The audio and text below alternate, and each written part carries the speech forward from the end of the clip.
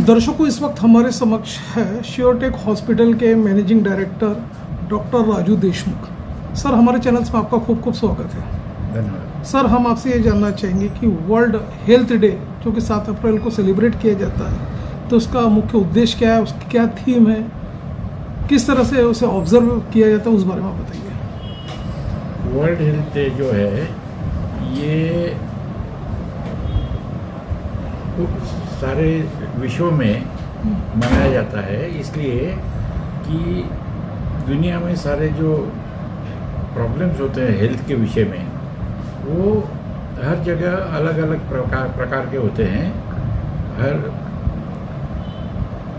उसको किस तरह से उसको संभालना है, उसको कैसी ट्रीटमेंट देना है, क्या करना है, और जो साधारण जनता है उनको पता चलना चाहिए कि एक ही दिन में हम लोग उनको बता सकते हैं कि भाई देखिए कैंसर पहले था, कैंसर से बहुत लोग मर जाते थे, आजकल 90% कैंसर अच्छे हो जाते हैं। और जो देश है एक दूसरे के साथ में मदद करते हैं, जैसे येलो फीवर है, येलो फीवर अफ्रीका में होता है, अपने यहाँ होता नहीं है, उसकी वैक्सीन आती है। अब लोगों को मालूम नहीं है कि उसकी वैक्सीन आती है। नागपुर में एक ही दवाखाना में अवेलेबल है। ट्यूबरकुलोसिस है, अभी ट्यूबरकुलोसिस फिर से बाहर आ रहा है, समझे ना। तो अभी अपने हिंदुस्तान में क्या किया है कि सारे लोगों का चेकअप चालू है, और ट्यूबरकुलोसिस की ट्रीटमेंट जो है वो सरकारी दवाखानों में मिलती है। राइट। तो ऐसे बहुत से क्लिष्ट प्रॉब्लम है जो डॉक्टर नर्सेस, बाकी जो मेडिकल वर्कर्स है और सामाजिक कार्यकर्ता है, उनके एक दूसरे से मदद करने के बाद वो टैकल अच्छे तरह से हो सकते हैं। तो ये बताना सब दुनिया में, जैसे कोविड है, कोविड की वैक्सीन इंडिया ने बना लिया, क्या ऐसी वैक्सीन दूसरे देश नहीं बना सकते थे? अभी दूसरे देश भी बनाना चालू कर देंगे, क्योंकि कोविड में जो वैक्सीन बनी है वो एक विशिष्ट प्रकार से बनी है। उसकी जो प्रक्रिया है वो ही देना है। पहले क्या करते थे कि जो बड़ी कंपनियां थी वो अपना पेटेंट ले लेती थी, और पेटेंट लेके जो मेडिसिन बनाते थे वो उसके लिए उनका अरबों डॉलर खर्चा होता था, और वो इसलिए वो पेटेंट की दवाई दूसरा कोई बना नहीं सकता था। लेकिन अभी वर्ल्ड हेल्थ ऑर्गेनाइजेशन ने भी और यूएनओ ने भी ठहराव करा कि जो बहुत प्रभावकारी दवाइयाँ हैं और बहुत ज़्यादा महंगी है, जो अफ्रीकन कंट्रीज़, एशियन कंट्रीज़ नहीं खरीद सकते, वो दवाइयाँ का कोई पेटेंट नहीं होगा। मतलब आपको बिना बताए, बिना किसी की परमिशन लिए वही दवाइयाँ बना सकते हैं। तो अपने यहाँ की फार्मेसी जो है इंडिया की, वो ऐसी दवाइयाँ अभी बना रही है, बहुत सस्ते में बना रही है। तो क्या हो रहा है कि अमेरिका वगैरह में अपनी दवाइयाँ बहुत ज़्यादा निर्यात होती है, तो सस्ते में मिलती है उन लोगों को। नहीं तो वहाँ पे एक सिंपल दवाई बोले तो $20, $25 ऐसा होता है। सर, आजकल जो यूथ है, युवा है, जो प्रोफेशनल्स जो है, जिनकी हेक्टिक लाइफस्टाइल है, लैक ऑफ एक्सरसाइज रहता उनका, सेडेंटरी लाइफस्टाइल है, तो उनको हाइपरटेंशन, डायबिटीज़, फैट, ये सारी चीज़ें बढ़ते जा रही है। तो आप ये बताइए उसका क्या इफेक्ट है, किस तरह से हो रहा है ये? देखिए, स्ट्रेस तो आज के लाइफ में है ही।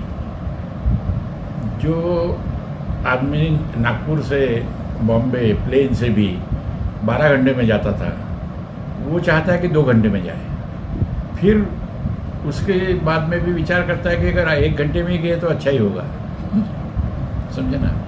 उसके बाद में जो लोग काम करते हैं, जैसे सपोजिंग हमारे यहाँ ऑपरेशंस होते हैं, 5 ऑपरेशन है, पहले ऑपरेशन वाले को बोलते जल्दी जल्दी करो, दूसरे को बोलते जल्दी जल्दी करो।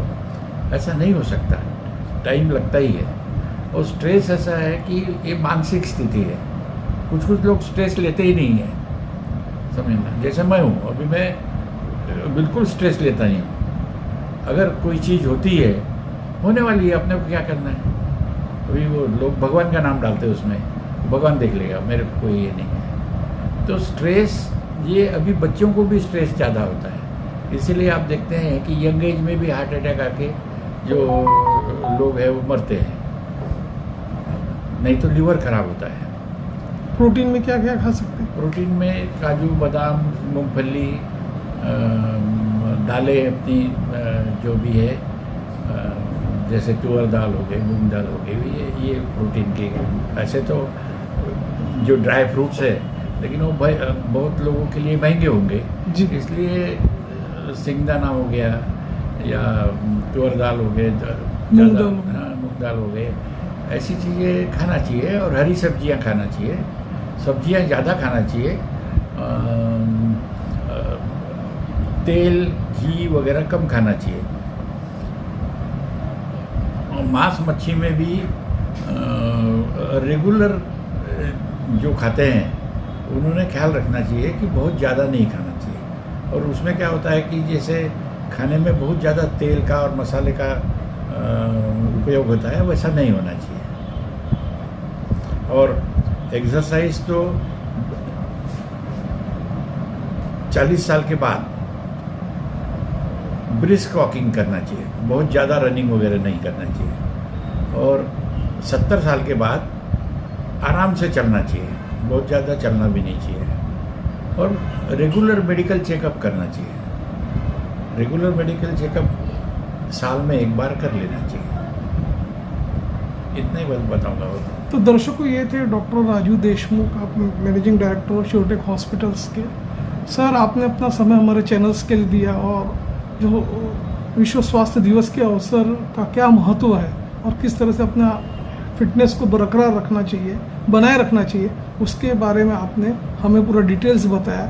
और आपका ऑलरेडी नंबर हमारे स्क्रीन पर फ्लैश हो रहा है, उसे देख के हमारे जो दूर दराज के दो दर्शक हैं, अंतर्राज्यीय, वो डायरेक्ट यहाँ पे आके चिकित्सा सुविधा का फ़ायदा उठा सकते हैं। मल्टी स्पेशलिटी हॉस्पिटल है सर। ठीक है sir, thank you very much.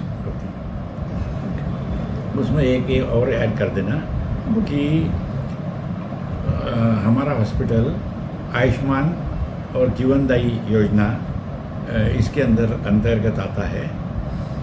हम लोग जामठा के हमारे हॉस्पिटल में करीब 6 सर्जरीज रोज आयुष्मान योजना के अंडर में करते हैं।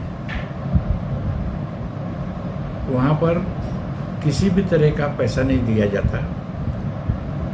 पेशेंट के रिलेटिव के लिए अकोमोडेशन फ्री है, फूड फ्री है। और अभी तक के करीब, जब से योजना शुरू हुई तब से अभी तक के 12-13 हज़ार सर्जरीज, कार्डियक सर्जरी, हार्ट की सर्जरीज हो गई। रोज़ हम 2 या 3 कार्डियक सर्जरीज करते हैं। किसी को भी कोई भी तकलीफ न हो, इस तरीके से वहाँ काम किया जाता है। तो जिसको भी ज़रूरी है वो इसका लाभ ले वहाँ पर जा सकता है। Jamtha Suretech hospital. Thank you sir.